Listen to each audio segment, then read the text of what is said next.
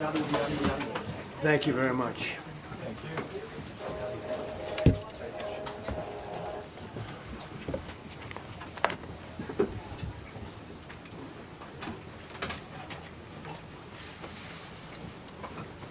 It's a great honor to be with you, and happy Easter. We had a great Easter. This is one of our better Easters, I think, in a lot of different ways. I can say militarily, it's been one of the best.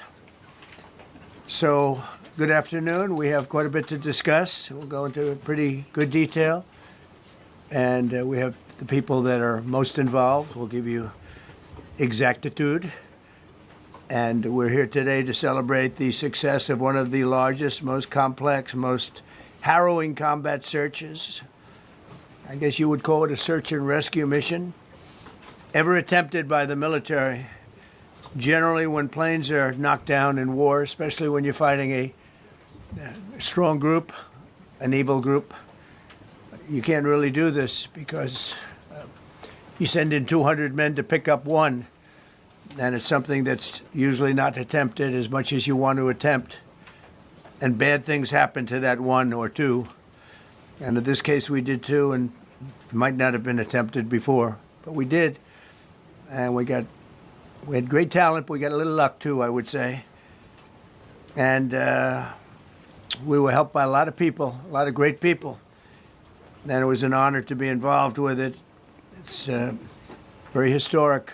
This is a rescue that's very historic. It'll go down in the books. Late Thursday night, an American F-15 fighter jet went down deep inside enemy territory in Iran while participating in Operation Epic Fury, where we're doing unbelievably well, well at a level that nobody's ever seen before. The entire country can be taken out in one night, and that night might be tomorrow night. Both members of the crew ejected from the aircraft and landed alive. On Iranian soil, I immediately was asked to make a decision. I ordered the U.S. Armed Forces to do whatever was necessary to bring our brave warriors back home. A risky decision, because we could have ended up with 100 dead as opposed to 1 or 2. It's a hard decision to make. But in the United States military, we leave no American behind. We don't do it. Within hours, our armed forces deployed 21 military aircraft into hostile airspace, many flying at very low altitude, being shot by bullets. You bring rifles into play when you're going that low, but there are also certain advantages. And in broad daylight over Iran for 7 hours, at times facing very, very heavy enemy fire. We have a helicopter that's got a lot of bullets in it. It's amazing. We just realized how good those weapons are. Our machines are. Nobody has the equipment that we have, and nobody has the military that we have. Not even close.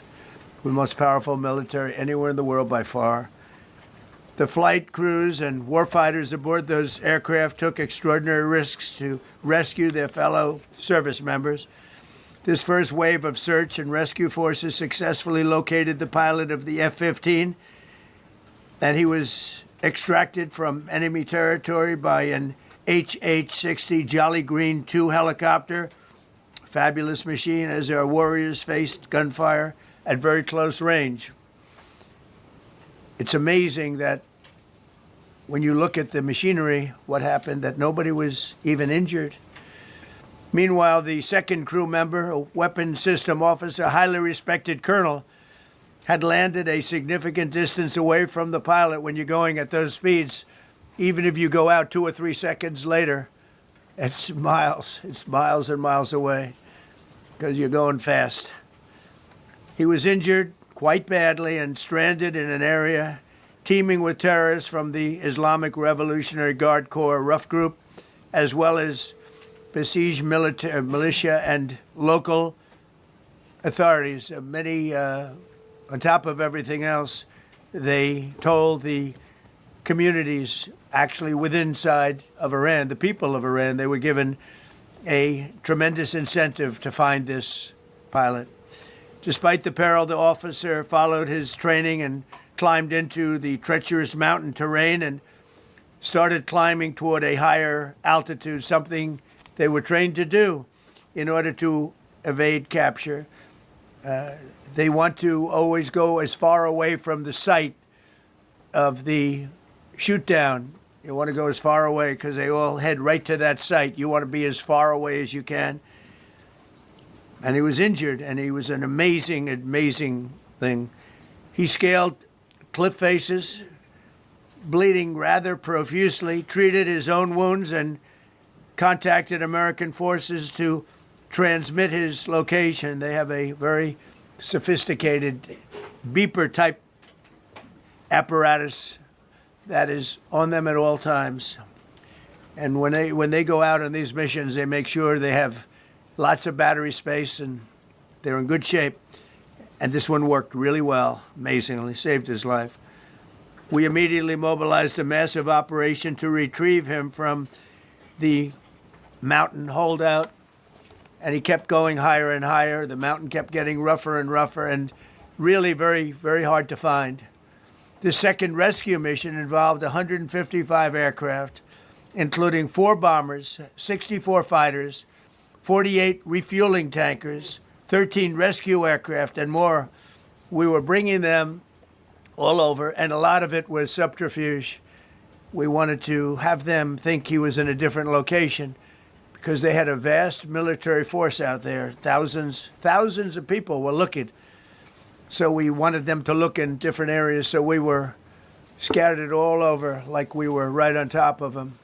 We had 7 different locations where they thought, and they were very confused. They said, well, wait a minute, they've got groups here, they've got groups there. It's an amazing thing. I was listening to these great people, these great generals. General Raisin Kane was amazing, and Pete Hegseth was amazing. But I listened to the whole thing. It was pretty amazing. So they had all these different sites where everybody thought he was located. We think we have him over there because they have 9 planes circling a little area that's 25 miles down the coast. So in a breathtaking show of skill and precision, lethality and force, America's military descended on the area, the real area, engaged the enemy, rescued the stranded officer, destroyed all threats, and exited Iranian territory while taking no casualties of any kind. The heroic F-15 weapons system officer had evaded capture on the ground in Iran for almost 48 hours. That's a long time when you're in tough shape and when you're bleeding. It's a long time. When we left, as you probably know, we had 2 large planes, pretty old planes that carried a lot. We needed a lot more equipment going in than coming out, obviously, because going in, we needed to be able to scale mountains. And we had a lot of equipment. But the sand was sandy, wet sand. So we thought there may be a problem taking off because of the weight of the plane. And then we also had all the men jumping back onto the planes. And they got pretty well bogged down. And we had a contingency plan, which was unbelievable, where lighter, faster aircraft came in and they took them out. We blew up the old planes. We blew them up to smithereens because we had equipment on the planes that, frankly, we'd like to take, but I don't think it was worthwhile spending another 4 hours there taking it off. So we didn't want anybody to have, we have the best equipment anywhere in the world. We didn't want anybody examining our anti-aircraft and other equipment. So these were large planes that were old and pretty old, and we blew them up. And we had faster, lighter planes come in, and they were able to land on the sand. We needed the bigger planes because we had so much equipment that we needed. We took 3 helicopters over there, which were very strongly used and couldn't have lived without them. They did, and they performed unbelievably well. And if you'd see it, you wouldn't believe it. They came off the plane, and these guys had them. The rotors were off. They rebuilt these helicopters in less than 10 minutes.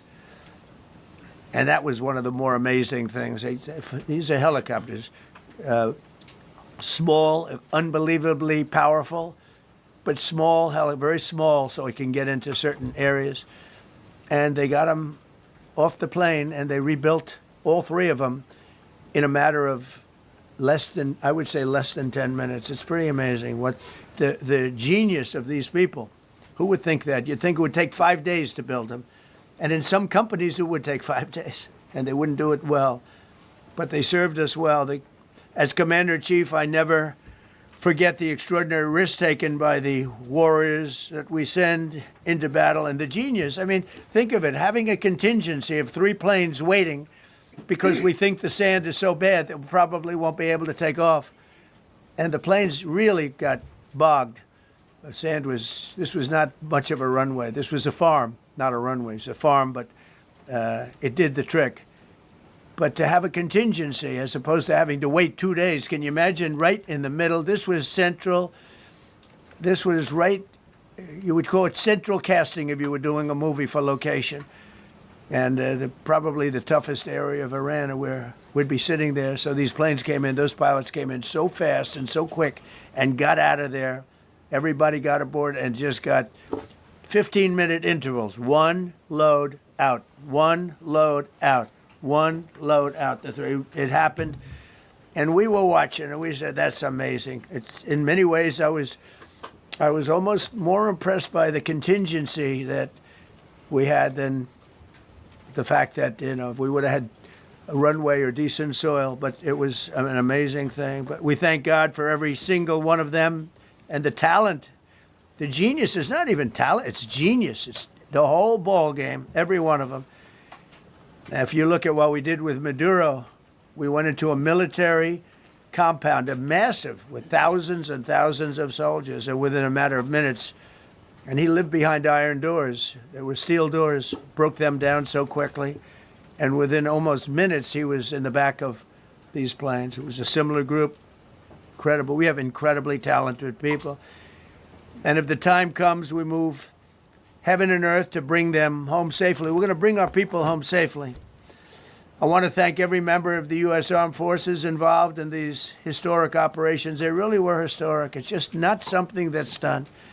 And you'd understand it. Not that they don't want to do it, but when you're going into areas, when you look at these helicopters, when you look at the amount of bullets and everything else that they took, when you go into these areas, you don't come out like we came out. God was watching us, I tell you. Well, it was the Easter, we were in Easter territory, I guess, but God was watching us. Amazing. Because when you look at the machinery, they took damage. It tells you, first thing I said is, these are unbelievable machines, how they flew back and not even much of a problem. But these 2 extraordinary rescues, because it was 2, and as you probably know, we didn't talk about the first one for an hour, and then somebody leaked something, which we'll hopefully find that leaker. We're looking very hard to find that leaker. And talked about there's somebody missing. They basically said that we have one and there's somebody missing. Well, they didn't know there was somebody missing until this leaker gave the information. So whoever it was, we think we'll be able to find it out because we're going to go to the media company that released it, and we're going to say, national security, give it up or go to jail. And we know who, and you know who we're talking about, because some things you can't do. Because when they did that, all of a sudden, the entire country of Iran knew that there was a pilot that was somewhere on their land that was fighting for his life. And it also made it much more difficult for the pilots and for the people going in to search for him. All of a sudden, they know that there's somebody out there. They see all these planes coming in. It became a much more difficult operation because a leaker leaked that we have one, we've rescued one, but there's another one out there that we're trying to get. So actually, the country, Iran, put out a major notice, you all saw it, offering a very big award for anybody that captures the pilot. So in addition to a hostile, very talented, very good, very evil military, we had millions of people trying to get an award. So when you add that to it, but we have to find that leaker because that's a sick person. Probably didn't realize the extent of how bad it was. I can't imagine that the person did, but we're going to find out. It's national security, and the person that did the story will go to jail if he doesn't say, and that doesn't last long, and I think everybody would understand it. They put this mission at great risk. They put that man at great risk, and they put the hundreds of people that went in looking for him, because everyone now knows that we're going in. Over the past 37 days, America's armed forces have carried out more than 10,000 combat flights over Iran, unheard of, striking more than 13,000 targets. The F-15 we lost last week was the first manned aircraft downed by the enemy in this entire operation, with thousands and thousands of flights. They got lucky. It was a lucky hit. You know, eventually you get lucky. But we got lucky too, because we got both of them back. But it's a record that is unparalleled in the history of military air operations. Nobody's ever seen anything like it. It's such an honor to be involved with it. We were up late at night, and then we were waiting for those contingent planes to come in, and we say, come on, let's go, get in, because they're waiting out on this farm without a runway, with wet, crummy soil, sand, mostly sand, wet sand, and it eats planes alive, and we're waiting, and we're saying, I hope that one can land and take off. And they came in like magic, boom, boom, boom, one after another. It was like genius. So impressed by that. Because we were a little concerned. We said, boy, if they don't get in and get up fast, we're sitting in them. And that's called Iran Prime, right, General? That's where the whole bet is. And here we are sitting there waiting for a plane. But they came in so fast and so hard, and these guys knew exactly what to do. Let's go, come on, get in, let's go, pwah. They came one right after another, not at the same time. They don't want to come at the same time. They had to come right after each other. They didn't have any room. There was barely any room to land. Tiny little patch of very wet earth and sand. So I'm so proud of the people that I have standing up here with me, and many others that worked. I mean, so many. Steve Witkoff's over here. He's doing fantastically. Jared Kushner. But the people that are here, the job they did is amazing. And I think I'm going to introduce the head of the CIA, and he is a man he's central casting, okay? If we cast a movie, he's going to play the head of the CIA. He's one of the few. John Ratcliffe, he did a phenomenal job that night. He did something that I don't know if you want to talk about it. If you want, you can. I'm not sure you're supposed to. I'm not going to talk about it. But the CIA was very responsible for finding this little speck. It's like they used an expression on one of the shows. A general was talking about, it's like finding a needle in a haystack, finding this pilot. And the CIA was unbelievable. And you may, if you can, you'll talk. It might be classified, in which case I'd have to put him in jail if he talks about it. And I don't want to put him in jail. He doesn't deserve that. So, John, do you want to say a few words? Thank you. Thank you, Mr. President. It's a privilege to be here with you today to share what we can about this exceptional mission and to recognize the ingenuity and bravery of those who executed it, as well as the leadership and resolve of the president who ordered it. One thing that has been clear to me in this role is that the flawless military operations that the Department of War is known for are hostage to flawless intelligence. We saw that in the skies over Iran in Operation Midnight Hammer last summer. We witnessed it in Venezuela during Operation Absolute Resolve. We've seen it against the cartels in the Western Hemisphere, and we're seeing it every day in Operation Epic Fury, including this mission to rescue an aviator buried deep behind enemy lines. Because it is the unique tradition of the U.S. Armed Forces that we leave no man or woman behind, this was a no-fail mission. That was the spirit in which the president put us to work, and we were determined not to let him down or our airmen down. As an agency, the CIA possesses unique capabilities that only the president can deploy. Some of these capabilities fall under covert action authorities. And because covert means exactly that, I'm not going to be able to tell you everything that you want to know. At the president's direction, we deployed both human assets and exquisite technologies that no other intelligence service in the world possesses to a daunting challenge comparable to hunting for a single grain of sand in the middle of a desert.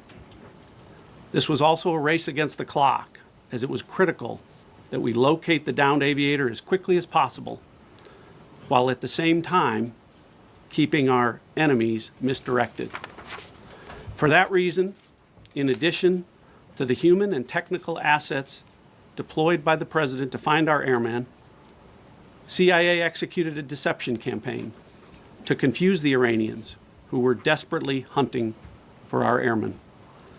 On Saturday morning, we achieved our primary objective by finding and providing confirmation that one of America's best and bravest was alive and concealed in a mountain crevice, still invisible to the enemy, but not to the CIA. That confirmation was relayed by Secretary Hegseth to the President, and the operation quickly moved to the execution phase.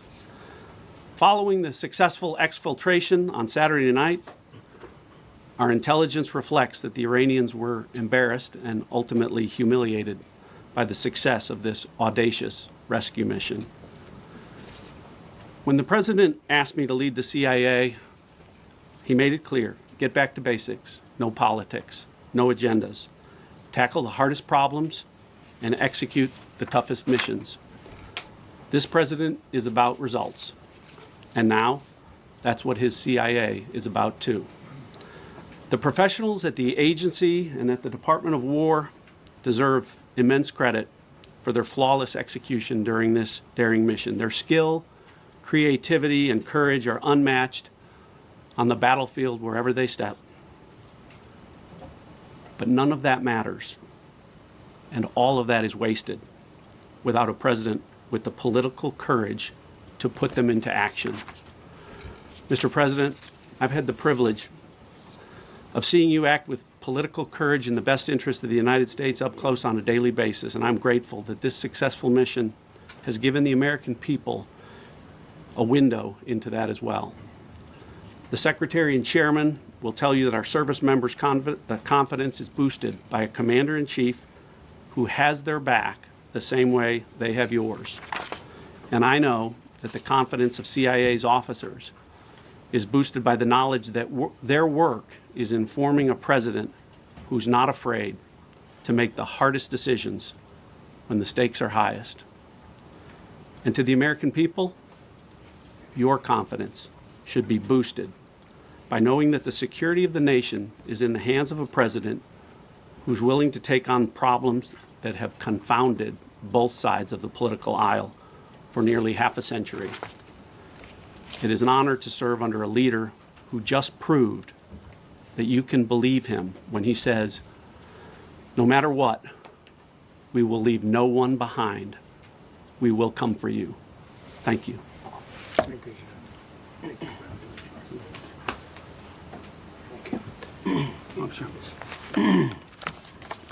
Well, John, thank you for the collaboration of the CIA as well. Incredible and ongoing partnership.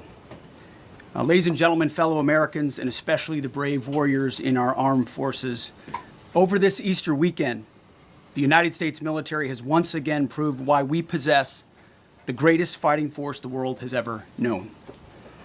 In two extraordinary combat search and rescue operations deep inside enemy territory in Iran, our warriors executed missions of breathtaking skill, courage, and precision.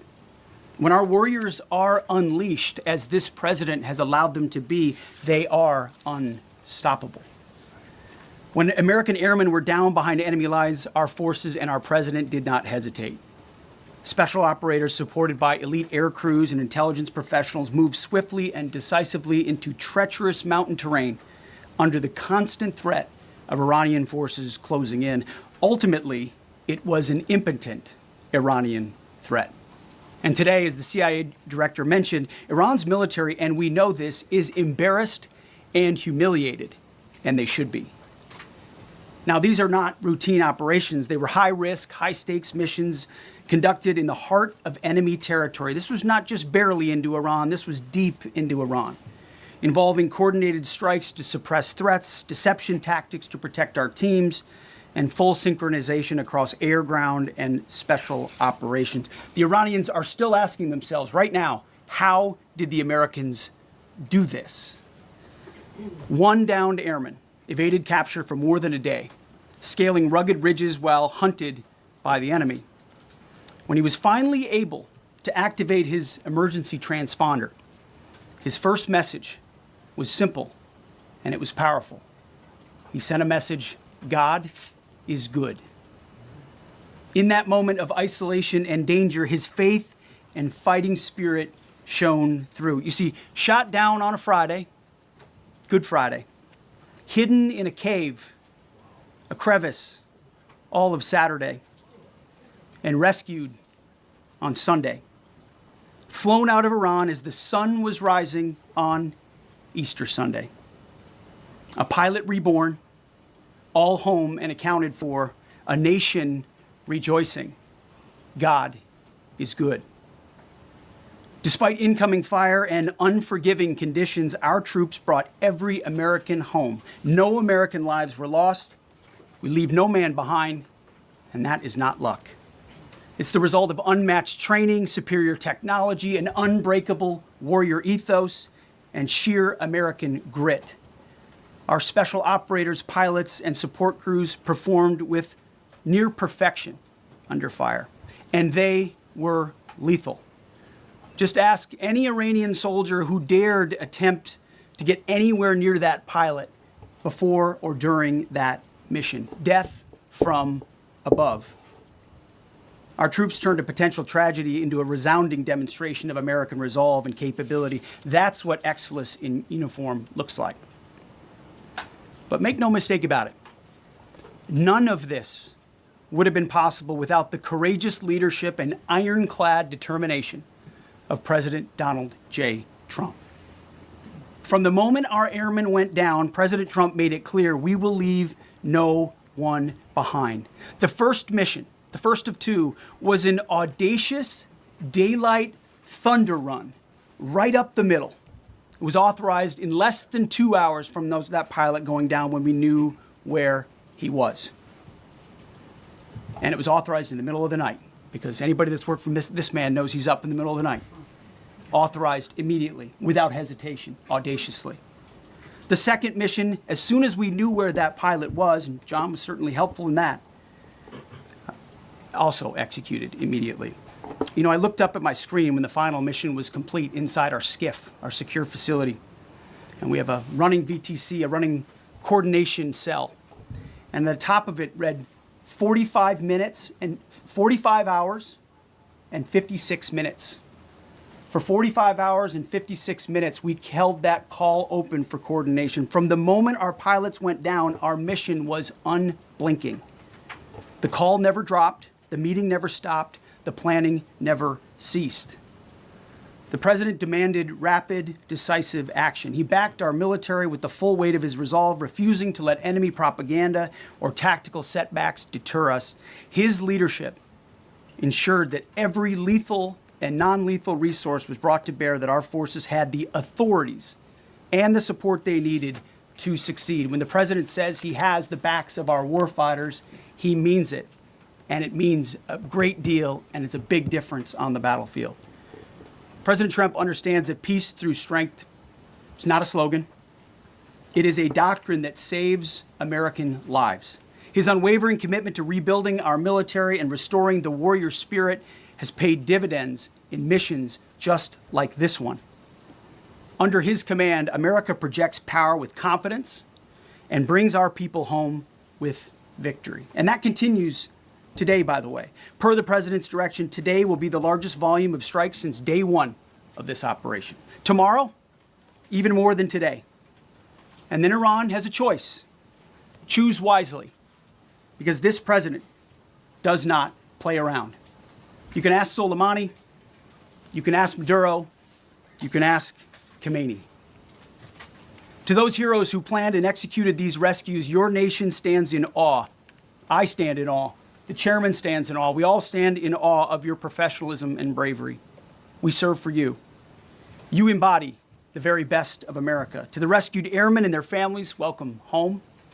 Your courage and endurance, the quiet declaration of faith amid the storm, inspires us all. God is good every day. And to our adversaries watching from Tehran, let this be a clear message. The United States military will go anywhere, at any time, to protect our own and complete the mission. We execute with precision. We control the skies. You see, we flew for 7 hours in daylight over Iran to get the first pilot. And we flew 7 hours in the middle of the night to get the second. And Iran did nothing about it. We fight with honor, and under President Trump's leadership, we win. So God bless our troops, God bless President Trump, and God bless the United States of America. Thank you. Well, good afternoon, everyone. Thank you, Mr. President. Thank you, Mr. Secretary.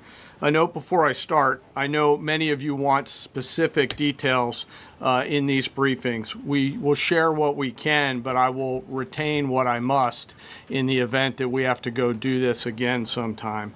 And I cannot stress the importance, as the President said, around operational security.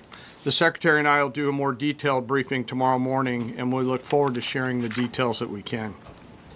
On Thursday, 2 April at 10:10 p.m. Eastern Time, 4:40 in the morning, local Iran time, the Joint Personnel Recovery Center, which handles the Central Command area of responsibility, declared an isolated personnel recovery event for a U.S. Air Force F-15E Strike Eagle, call sign Dude 44, which was down in hostile Iranian territory. The pilot and weapons system officer had both safely ejected and were isolated behind enemy lines. Following confirmation of active rescue beacons and on the direction of the Secretary and by order of the President, a rescue operation was launched with the stated purpose of bringing both Americans home safely. As the Secretary said, several hours later on the morning, after positively locating the front seater, call sign Dude 44 Alpha, and aware of an aggressive ongoing search by the enemy, a U.S. Central Command plan was approved by the Secretary and the President. Shortly thereafter, a U.S. Air Force Combat Search and Rescue Task Force, comprised of A-10 Warthogs in their Sandy role, and I'll describe what that is in a minute, HC-130 Combat King IIs, HH-60 Jolly Green II helicopters, and Air Force Special Warfare Airmen, a package comprised of combat rescue officers and pararescueman operators, audaciously penetrated enemy territory in broad daylight to find, fix, and recover Dude 44 Alpha from behind enemy lines. This was an incredibly dangerous mission, an incredibly dangerous undertaking, but a filled promise made to every American warfighter that you will not be left behind. We will always come find you, and we will always bring you home. Over the next hours, the Search and Rescue Task Force crossed the beach, entered into Iranian airspace, protected by a fighter strike package, and moved into the objective area, all under fire. En route, as some of you have seen on social media, the helicopters took gas off the C-130s and pressed onward and forward up into the objective area. While this was ongoing and out in front of them, the Sandy flight of A-10s and other remotely piloted aircraft, drones, and other tactical aircraft were violently suppressing and engaging the enemy in a close-in gunfight to keep them away from the front seater and allow the pickup force to get into the objective area. During this engagement, one of the Sandy aircraft, the one primarily responsible for communicating with the downed pilot, was hit by enemy fire. This pilot continued to fight, continued the mission, and then upon exit, flew his aircraft into another country and determined that the airplane was not landable. This was one of our A-10 Sandy aircraft. The pilot then made the decision to eject over friendly territory and was quickly and safely recovered and is doing fine. After picking up Dude 44 Alpha, the HH-60 Jolly Green fight was engaged by every single person in Iran who had a small arms weapon. And one of the aircraft, the trailing aircraft, took several hits. The crew sustained minor injury, and they are going to be fine. A note for those of you that do not know what a Sandy does. Named after the flight call sign that did this very mission in Vietnam, flying A-1 Sky Raiders and A-7 Corsairs. A Sandy has one mission: get to the survivor, bring the rescue force forward, and put themselves between that survivor on the ground and the enemy. They are committed to this. This is what they live for, and this is what they've trained for over many, many years. The A-10 force and the rescue force did a fantastic job rescuing Dude 44 Alpha. He was recovered Friday afternoon. As I said, and the nation needs to know this, this was an incredibly brave and courageous mission, and a testament to the courage, skill, and tenacity of the joint force and our leaders, and especially a daylight option. Having the guts to try means so much to so many. Meanwhile, the backseater, as the President and the Secretary have said, had continued to work and survive.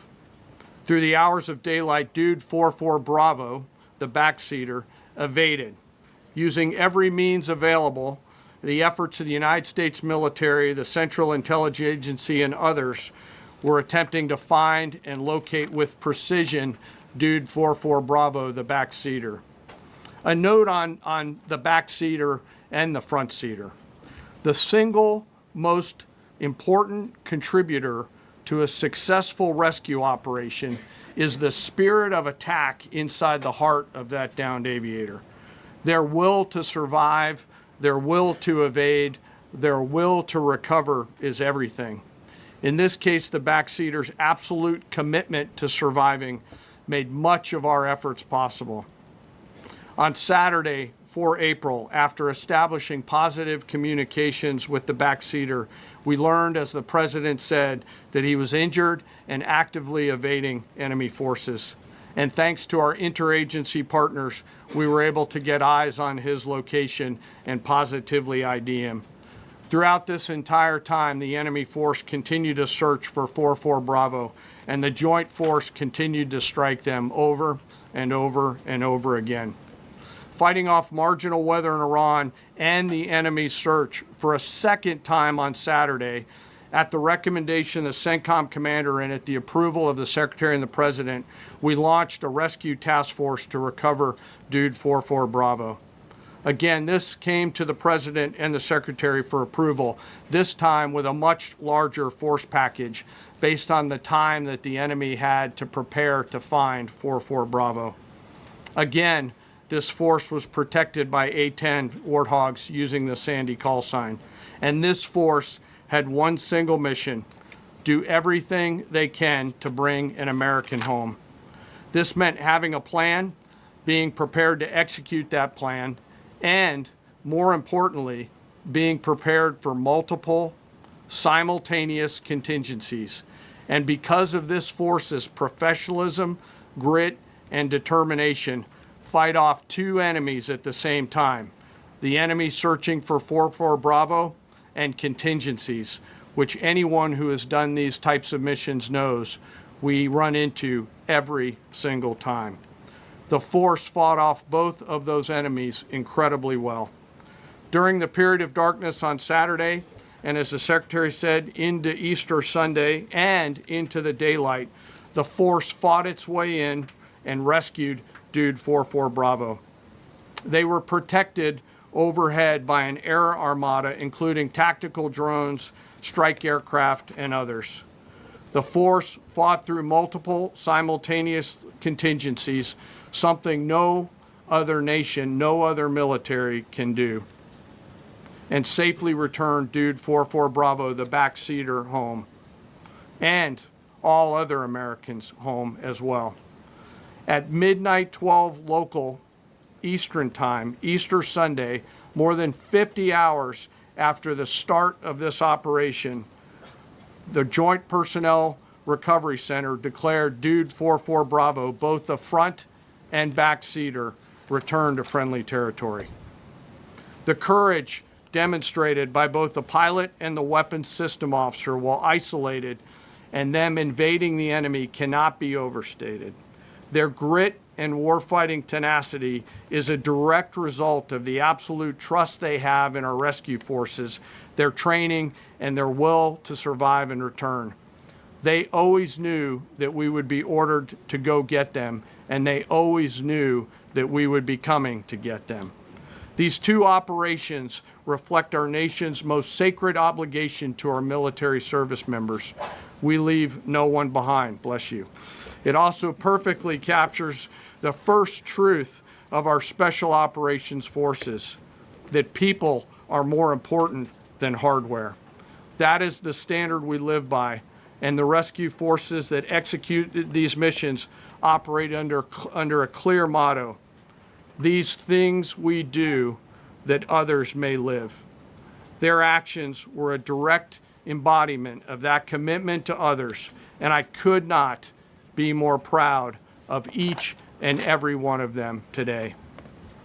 As the Secretary said to our enemies, this operation serves as a clear reminder of the capability and will of America's joint force.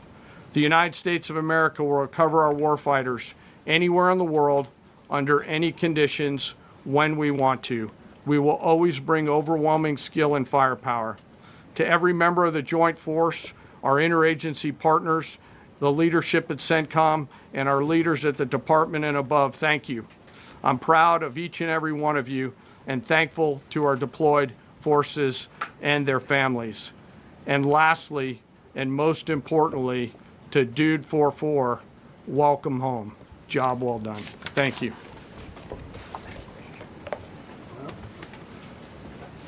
Pretty amazing, pretty amazing.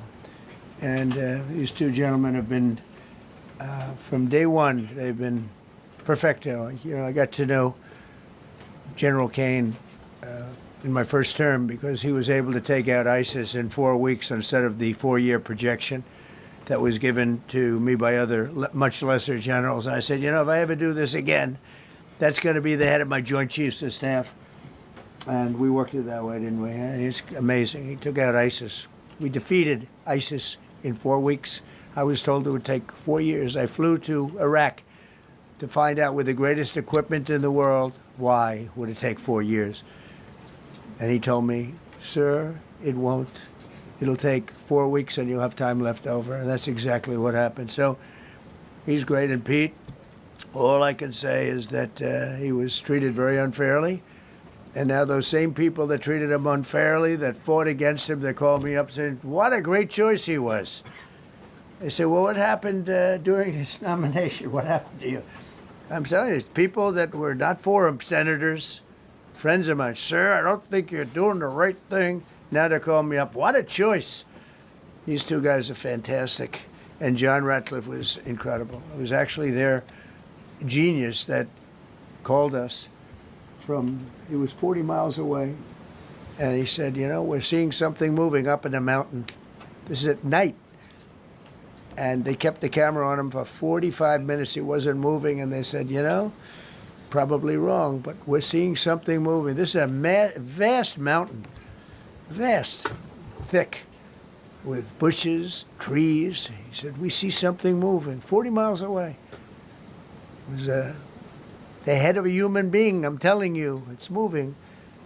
And then all of a sudden, 45 minutes later, he moved a lot. Stood up, and they said, we have him. And that was really the beginning of something incredible. We had an idea where he was, but not specifically. That's a big mountain. So I want to thank the CIA, too. I don't think they get enough credit for the great job they've done. Yes, please. Yes. Thank you very much, Mr. President, for this great opportunity. Country, it has super army. You make a difference, Mr. President. Thank you for your greatest leadership. Thank you. I have 2 quick questions, Mr. President. What was your reaction when you learned that Kurdistan region had resumed exporting oil to the international market with your support as United States of America?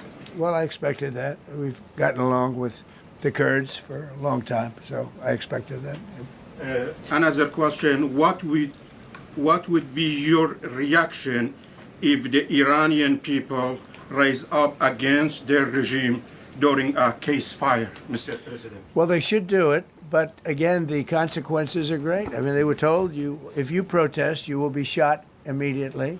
You saw what happened to the young wrestler. He was a great champion, by the way. He was a great wrestler, one of the top in the world.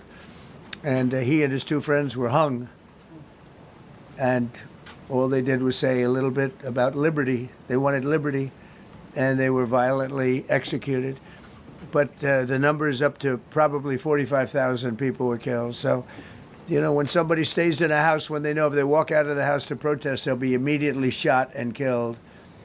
And they issued that, you know, that was publicly issued. It's not a secret. That's why so many people say, oh, well, why are you doing this way? We can't let Iran have a nuclear weapon. You know, we got regime change. We do. We're dealing with a much different regime than before. We're dealing with different people. They're smarter. I think they're sharper and far less radical.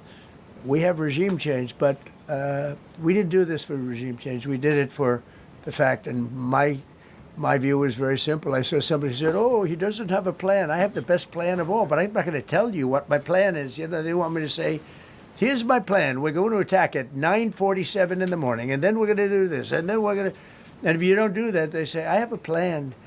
These people know what the plan is. Everybody here knows what the plan is. But it's very unfair to say, you know, because I don't mind being insulted. I've been insulted for many years by the fake news, but you can't. It's so bad for people that are so you just saw two great, and John Ratcliffe, three unbelievable people. They have a plan. Every single thing has been thought out by all of us. But I can't reveal the plan to the media. So, you know, but we're just thrilled by the success of this operation. Yes, please. Thank you, Mr. President. You've said Iranians would be mad if you stopped these attacks, but why would they want you to blow up their infrastructure, to cut off their power? Wouldn't that be punishing Iranians for the actions of the regime? They would be willing to, and it's suffering, they would be willing to suffer that in order to have freedom. The Iranians have, and we've had numerous intercepts. Please keep bombing. Bombs that are dropping near their homes. Please keep bombing. Do it. And these are people that are living where the bombs are exploding. And when we leave and we're not hitting those areas, they're saying, please come back, come back, come back. These are the people. I don't know what they do. All I can tell you is they want freedom. They have lived in a world that you know nothing about. It's a violent, horrible world where if you protest, you are shot. Remember the great woman protests where they had 400,000, 500,000 women, and they were all enthused and they were going to protest, and everybody said, oh, the regime's going to come to an end. And then all of a sudden, boom, boom, 5, 6 different areas. A woman would go down right between the eyes. They had snipers. They had 5 snipers. That's all it took. And those 400,000 or 500,000 women said, oh my God, what's that? Oh, look over there, what's that? A woman shot right between the eyes. And after 5 or 6 of them go down, then you start hearing the purr through the vast number of people. And then they said, oh my God, who would do that? And they're incredible people, but they've lived so horribly. They've lived so horribly. You know, Iran was a great country if you go back 25 years ago or so. The Persian people, they're incredible, smart, brilliant actually. And I know so many. I know coming from New York, originally I know so many people from Iran. They're incredible people, incredible energy and very, very brilliant people. But when you're standing in a group and protesting and you have a woman, in the case of the woman, remember the Great Woman March, everybody was saying, oh, this is the end of the country. And then snipers selectively picked. Every single one was shot right between the eyes from a long distance. They were on top of buildings. Nobody even knew where they were, where they're coming from. This wasn't like a machine gun, which is also very bad. They've done that too. They did that recently. This was snipers sitting on the top of buildings, aiming and hitting women. And when they see people go down, and all of a sudden there's a riot in the reverse direction, and they never came out again. And a lot of the news doesn't talk about that. They talk about, oh, women's rights. You want to see women's rights? You're not going to see it there. It's amazing when I see some of the stupid people like, AOC +3, all that group. They talk about, oh, freedom for Iran. They don't tell you the real facts. Women, men, gays. How about gays for Iran? They kill the gays. They throw them off buildings. So I wonder what's going on. I can only say this. They want us to keep bombing, even if it jeopardizes, because their life is in much greater danger. They want freedom for Iran, but it's very hard for them to protest. I actually tell them, I said, don't go out. I fully understand. Nobody in this room would go out. I don't think there's any, because frankly, it's not a question of bravery. We're all brave, right? You're brave, I'm brave, we're all brave. But we're also intelligent.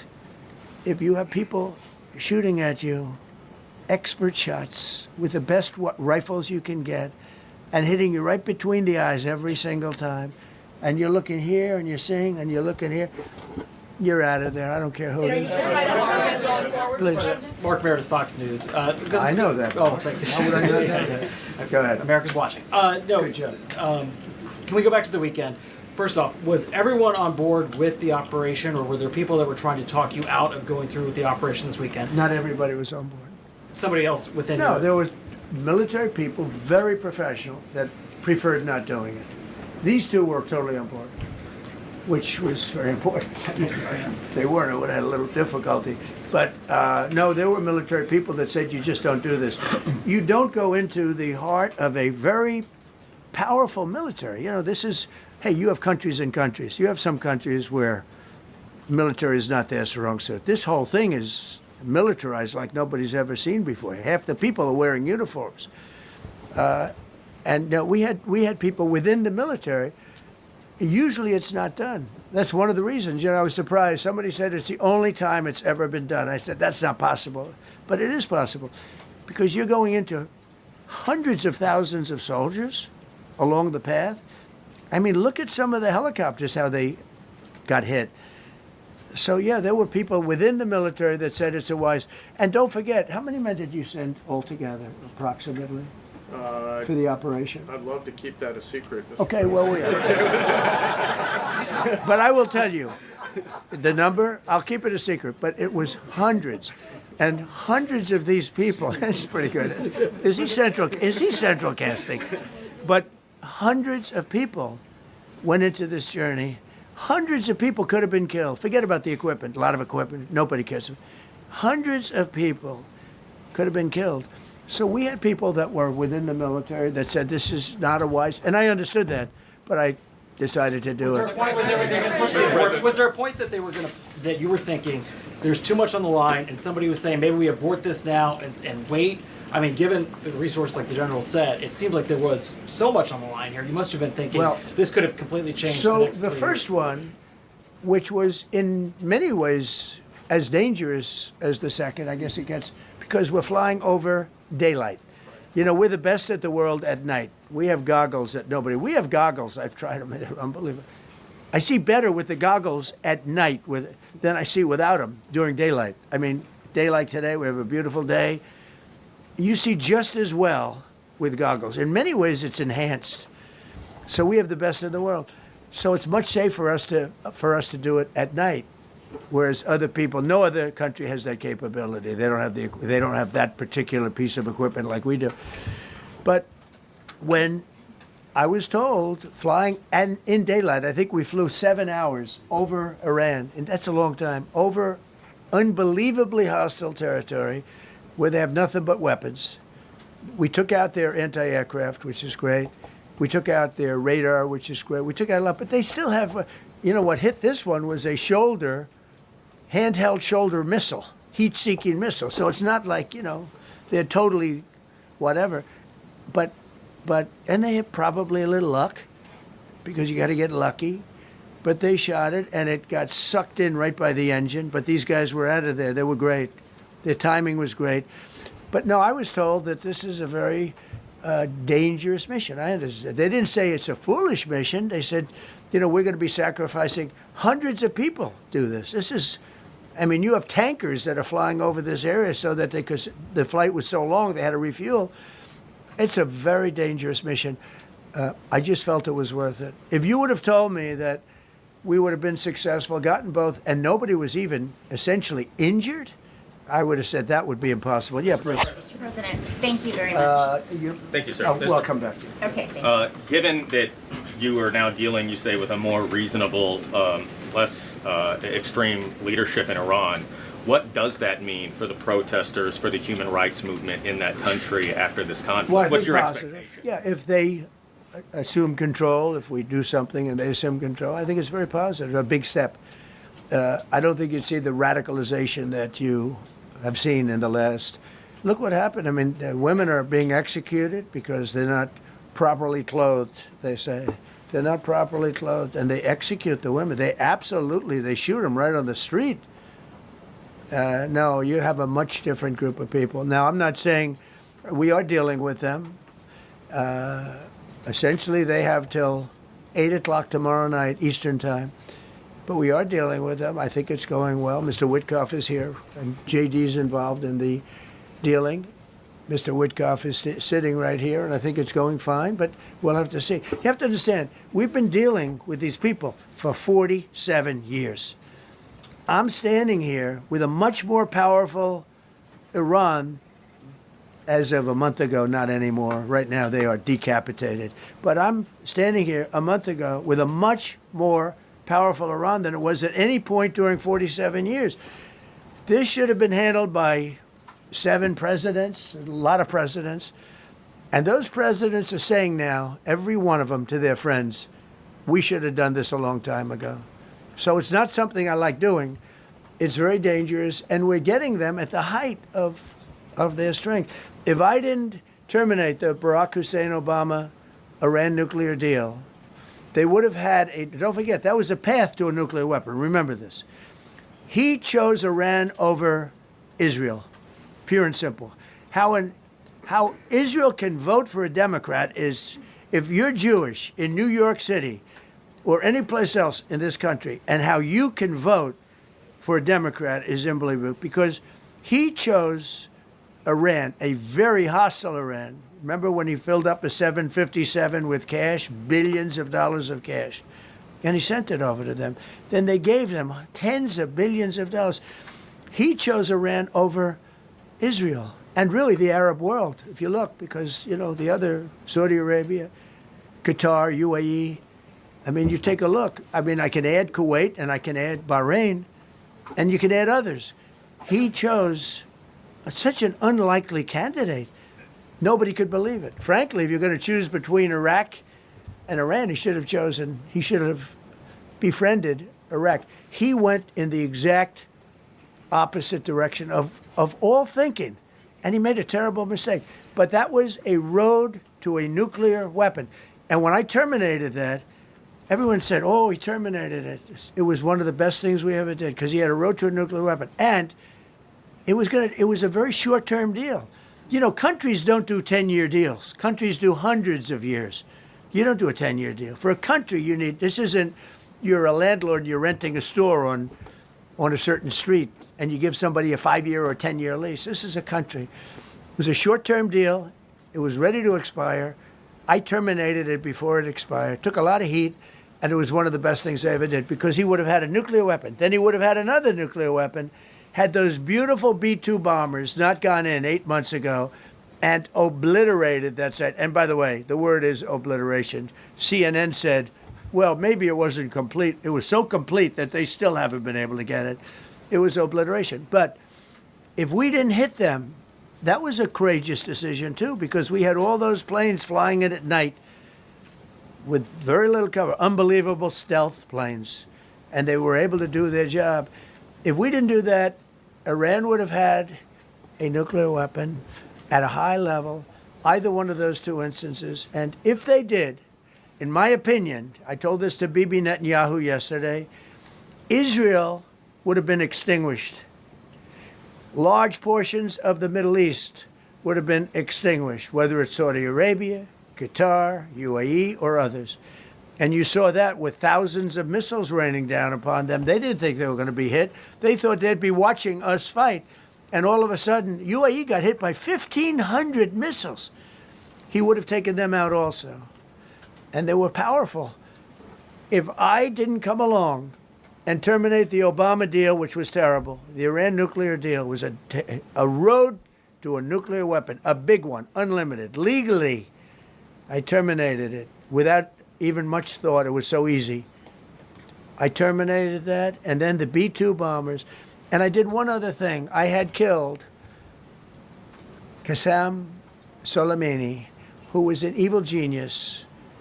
And the reason I did it, I heard he was going to knock out 5 of our military bases.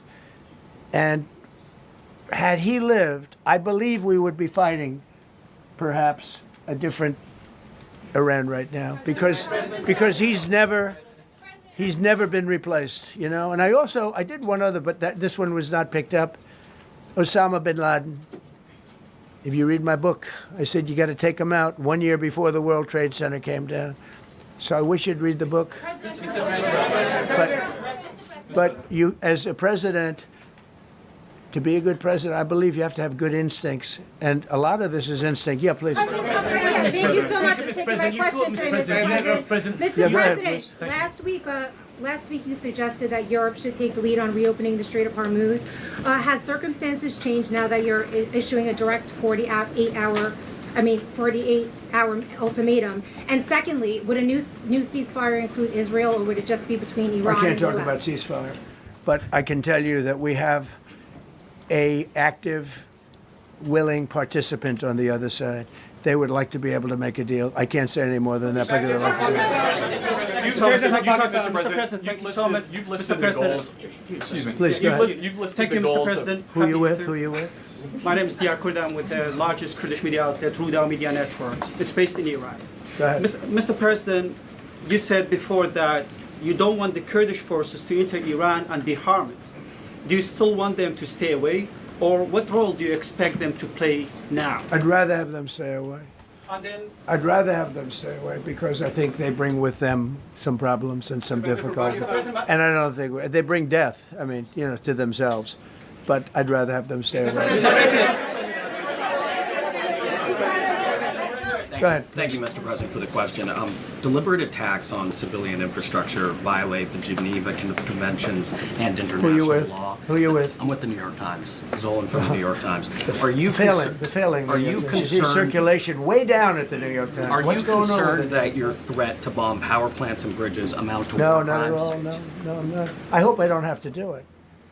But again, I just said 47 years they've been negotiating with these people. They're great negotiators.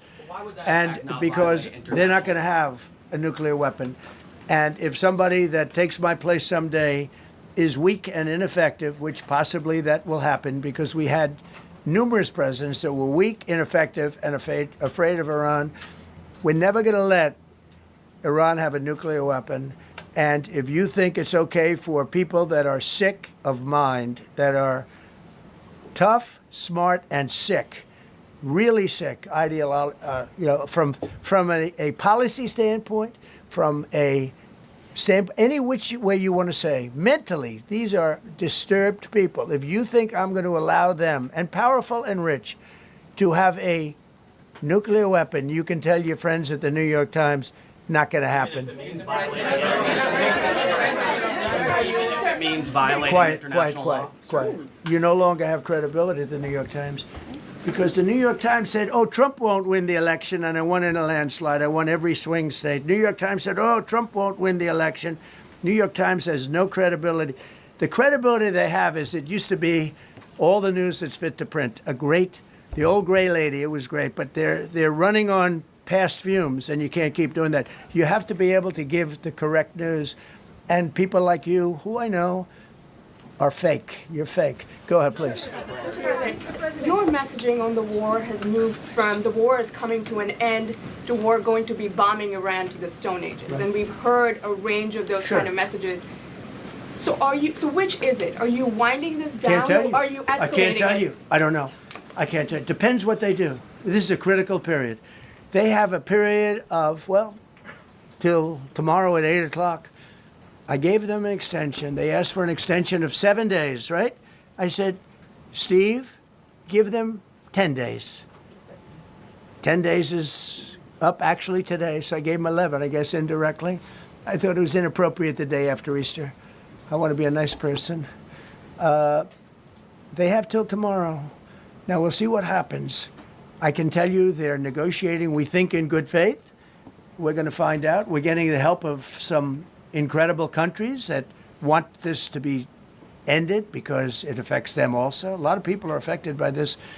But we're giving them till tomorrow, 8 o'clock Eastern time.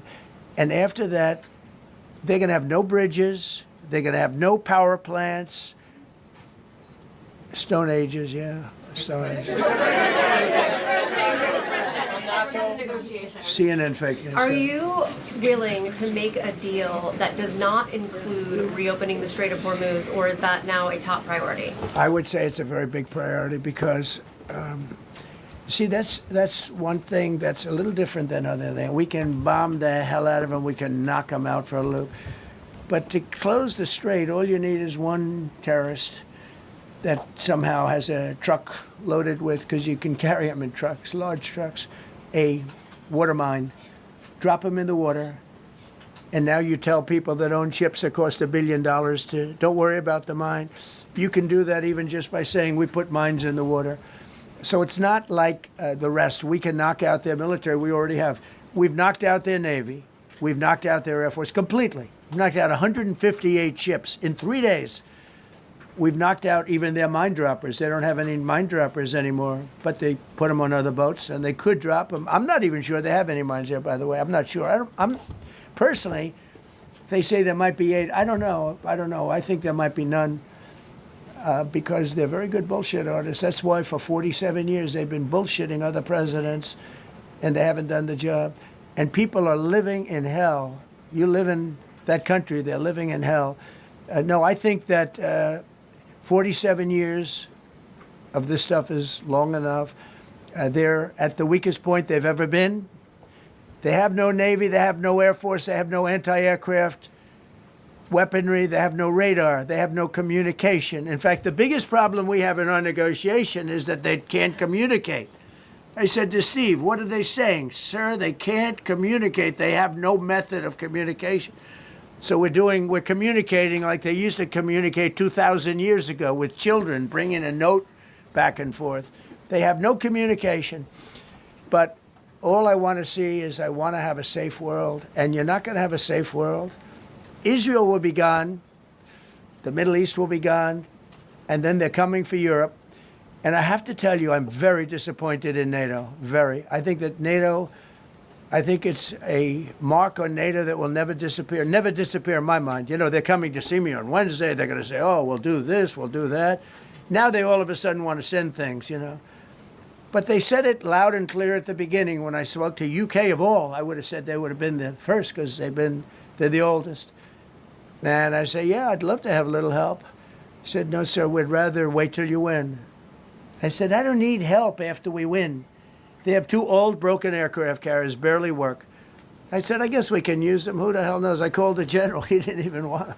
He said, we don't really need them. We got the SS Abraham Lincoln, sir. We don't need them. Do you know, we have, in terms of technology, we had one day 101 missiles going at 2,700 miles an hour aimed at the Abraham Lincoln. 101 missiles. Out of 101 missiles, 101 missiles were shot down. Unbelievable technology. 10 years ago, 5 years ago, I don't know if that would have been possible, but 10 years ago that wouldn't have been possible. 101 missiles heading to a ship that's not that far off the coast. And out of the 101 missiles, we shot down all 101. We have weaponry. The Patriots are unbelievable. We have weaponry that's unbelievable, yeah. Just to clarify. Go ahead, please. Yes. Thank you, Mr. President. You said earlier today during the egg roll that you would like to take Iran's oil. but Americans want U.S. forces home. Correct. What's that trade-off? If I had my Does it choice, take too if I had my much time? choice, yeah, because I'm a businessman first. With Venezuela, as you know, the war was over in about 45 minutes. And we have great people running Venezuela, very good people. I mean, the relationship is good. And we are a partner with Venezuela. And we've taken hundreds of millions of barrels, hundreds of millions. Over 100 million barrels already is in Houston, refined and out. And paid for that war many, many times over, many times. You know, the old days, to the victim. Okay, you know that. To the winner belong the spoils, go the spoils. And I've said, why don't we use it?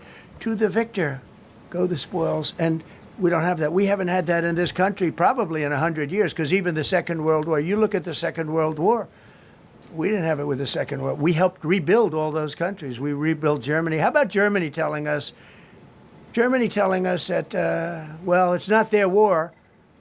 We had nothing to do with it. They wanted me to go and tell them everything I was doing. We didn't know anything about it. Well, if I would have told them, they would have leaked it, and we wouldn't have been nearly as successful, possibly, right? But to the victor belong the spoils. So we haven't heard that in, I think, maybe hundreds of years. Now with Venezuela, and we, just so you understand, the people of Venezuela, they say if I ran for president of Venezuela, I'm polling higher than anybody has ever polled in Venezuela. So after I'm finished with this, I can go to Venezuela. I will quickly learn Spanish. It won't take too long. I'm good at language. And I will go to Venezuela. I'm going to run for president. But we're very happy with the president-elect that we have right now, the people that are running it. If you remember Bush with Iraq, they fired the generals, they fired the police, they fired the people that worked in their equivalent of the White House. They fired everybody. And you know what they had? They had a mess. And you know what happened? ISIS formed. Those generals and those soldiers got together, the police got together, they all got together, they formed ISIS. Not going to happen with us. So Venezuela has been an incredible situation. We went in, we were very successful, military power like nobody's ever seen. The general, Venezuelan general said, I was on that site. I said, I've never seen ferocity like that. I've been doing this for 40 years. He said, I've never seen it. They hit us from 17 different, they were all set. They saw that big, beautiful aircraft carrier, the Ford in that case, and planes were pouring off it at 1 o'clock in the morning. So typically when you see that late at night, you know, you could be in trouble, right? And we were all ready. They had their equipment, it was Russian, and they had Chinese equipment. It was all set. They were going to give us a fight. He said, and then they came, and they came at speeds like we've never seen.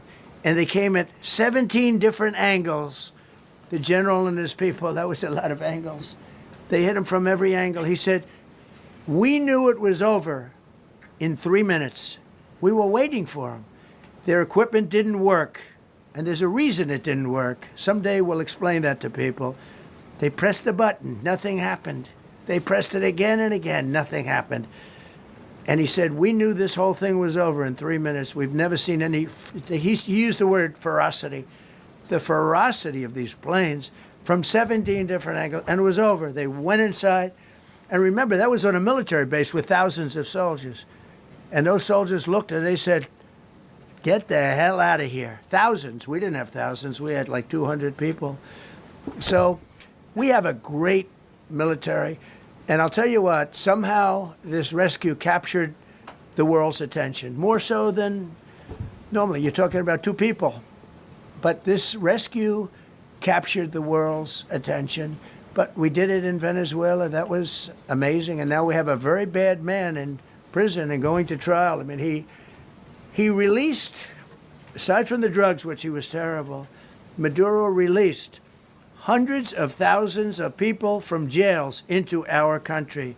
Drug dealers, murderers, the worst people in the world were released into our country because we had a stupid president who probably didn't know, and we had a border czar who never went to the border and never once called our great Border Patrol agents, right? Not once, Kamala. She never called the Border Patrol. She never said, how we doing? I used to call the Border Patrol guys every day. You can ask them, Paul, ask any one of them. Brandon, ask them all the time. How are we doing? How are we doing? And we now, I'm proud to say, have a totally sealed border. 9 months, nobody is coming through our border. And nobody even tries because they know they're not going to get through. So we don't have caravans anymore. So maybe 1 or 2 more and we'll be done. Mr. President, are you allowed to, or are you willing to end this conflict with Iran charging tolls for passage through the strait? Us charging tolls? Iran. What about us charging tolls? Is that something you're considering? I'd rather do that than let them have them, right? Why shouldn't we? We're the winner. We won, okay? They are militarily defeated. The only thing they have is the psychology of, oh, we're going to drop a couple of mines in the water, all right? No, we have a concept where we'll charge tolls, okay? I thought you meant us. Your question would have been more accurate if you said us. Go ahead. Thank you very much. So just to clarify, in order for Iran to successfully meet your deadline tomorrow, do they have to make a deal, open the strait, or both? We have to have a deal that's acceptable to me. And part of that deal is going to be, we want free traffic of oil and everything else. Mr. President, thank you very much. You've said glory be to God in this conflict. Do you believe that God supports the United States' actions in this war? I do, because And have you God sought is his good, direction? because God is good, and God wants to see people taken care of. God doesn't like what's happening. I don't like what's happening. Everyone says, I enjoy it. I don't enjoy this. I don't enjoy it. These 2 guys don't enjoy it. You know, people say, oh boy, they're so tough. I don't like seeing people killed. I've ended 8 wars. Nobody's ever done it. The person who won the Nobel Prize came to me and said, you deserve the Nobel Prize. She announced that. When they announced, they said, goes to Maria. She's a great person, really a good person. She said, no. This is ridiculous. They gave me the Nobel Prize. President Trump ended 8 wars. I could go over every one of them, including India and Pakistan, where the Prime Minister of Pakistan said, President Trump saved from 30 to 50 million lives. That makes me much happier than what we're doing right now. That makes me much happier. We have 1 more to end, by the way. Okay. President, you called yesterday in your Truth Social, you called the Iranians crazy bastards. True. What is your response to critics who say that I don't care about critics. What is your response to critics who say that it is your mental health that should perhaps be examined as this war continues? I haven't heard that. But if that's the case, you're going to have more people like me, because our country was being ripped off on trade, on everything for many years until I came along. So if that's the case, you're going to have more people. Dasha, go ahead. Dasha, go. You said that very little is off limits in Iran as far as targeting, Yeah. including power plants, bridges, you've mentioned those. Very little is off limits. Are there certain kinds of civilian targets, though? I'm thinking schools I don't want or to tell you hospitals that. you I don't want would to say tell you is that. off limits? We have a plan, because of the power of our military, where every bridge in Iran will be decimated by 12 o'clock tomorrow night, where every power plant in Iran will be out of business, burning, exploding, and never to be used again. I mean, complete demolition by 12 o'clock. And it'll happen over a period of 4 hours if we wanted to. We don't want that to happen. We may even get involved with helping them rebuild their nation. And you know what? If that's the case, the last thing we want to do is start with power plants, which are among the most expensive thing, and bridges. You saw the bridge. The bridge went. We were very close to a deal. And then I got a call from Mr. Witkoff, Mr. Kushner, and JD saying, I think they're breaking the deal. I said, tell them that's okay. Don't worry about it. But tell them to look out their window and watch. And within 45 minutes, I gave the order to knock out the biggest bridge. I gave the order, knock out the biggest bridge in, I believe, the Middle East, but the biggest bridge in Iran. And within 10 minutes after I gave that order, that bridge was over. So do I want to do that? No. Do I want to destroy their infrastructure? No. It will take them 100 years to rebuild. Right now, if we left today, it would take them 20 years to rebuild their country, and it would never be as good as it was. And the only way they're going to be able to rebuild their country is to utilize the genius of the United States of America. On NATO, you voiced your displeasure with NATO in the past. Is there a danger to the U.S. not being the de facto of the leader of the alliance, and then other powers within the alliance then getting the decision making when it comes to wars and nuclear weapons? No, it's not a danger. Look, we went to NATO. I didn't ask very strongly. I just said, hey, if you want to help, great. No, we will not help. I said, that's all right. You don't want to help? Because I've always said NATO's a paper tiger. See, NATO's a paper tiger. Putin's not afraid of NATO. Putin's afraid of us, very afraid of us. And he's explained it to me a lot of times. I got to know him very well. I know him very well. NATO's a paper tiger. NATO is us. And when we needed them, we didn't need them, by the way. We didn't need them, obviously, because they haven't helped at all. Just the opposite. They've actually gone out of their way not to help. They didn't even want to give us landing strips. Think of it. And it's not just NATO. You know who else didn't help us? South Korea didn't help us. You know who else didn't help us? Australia didn't help us. You know who else didn't help us? Japan. We've got 50,000 soldiers in Japan to protect them from North Korea. We have 45,000 soldiers in South Korea to protect us from Kim Jong-un, who I get along with very well, as you know. Do you notice he said very nice things about me? He used to call Joe Biden a mentally retarded person, okay? So don't tell me about your stuff. Joe Biden, he said he's a mentally retarded person. He was so nasty to Joe Biden. It was terrible. But to me, he likes Trump. And do you notice how nice things are with North Korea? It's very nice. But we have 45,000 people, soldiers, in harm's way, and right next to Kim Jong-un with a lot of nuclear weapons. 45, which should have never happened if a certain president, I'm not going to mention this president because I happen to like him, believe it or not, but if a certain president did his job, Kim Jong-un would not have nuclear weapons right now. But they were all afraid to do their job properly. But just to conclude and just to finish, Japan didn't help us, Australia didn't help us, South Korea didn't help us, and then you get to NATO, NATO didn't help us. There were some countries that did. Now, countries that have been good, now you could also say they're got to be a little bit more involved because they're in the territory, but Saudi Arabia has been excellent, Qatar has been excellent, UAE has been excellent, Bahrain, Kuwait. I mean, Kuwait did shoot down 3 of our planes.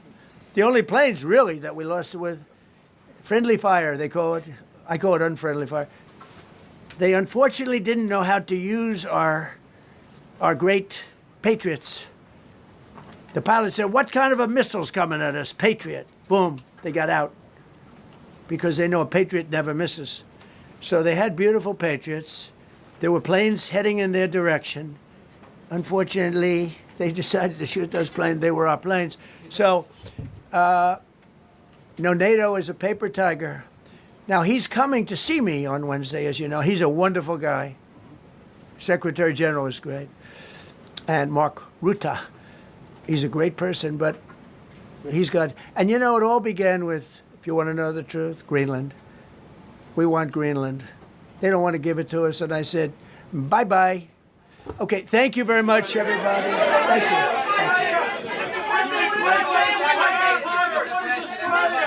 What about rising gas prices for Americans who are concerned? General, Howard is here.